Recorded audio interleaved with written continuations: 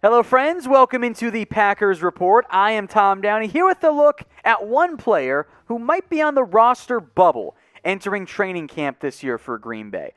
That's former second-round pick Josh Jackson, the cornerback. And FanSided argued that, hey, you know what? He's on the roster bubble this year. And I'm frankly inclined to agree, even though I love Jackson coming out of Iowa, and I thought he was going to be great, and it hasn't really been the case so far. Jackson didn't play that much down the stretch last season. Some of the team's moves in the offseason are indicative of a team that does not believe in Jackson and might move on from him. I'll also make note, with his contract entering the final year of his rookie deal, the Packers would save $1.33 million plus some added change there with a trade or release. That matters in the NFL. Obviously, Jair Alexander is one of, if not the best corner in the NFL.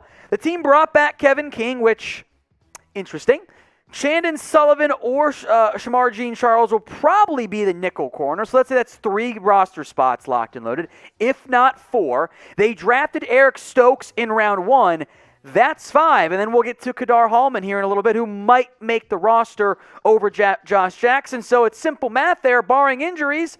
I do think Jackson is on the roster bubble entering this year's training camp and preseason.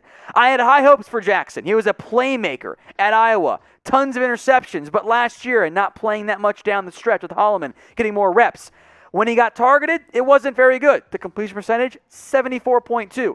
9.2 yards per target. Not a great figure. In fact, most concerning, this past year for Jackson was perhaps his worst, especially based on yards per target, which statistically it was. For as many interceptions as Josh Jackson was able to put together in his college career at Iowa, the reason why I thought he was going to be a really, really good NFL player, that guy hasn't been the same in terms of what he's been so far.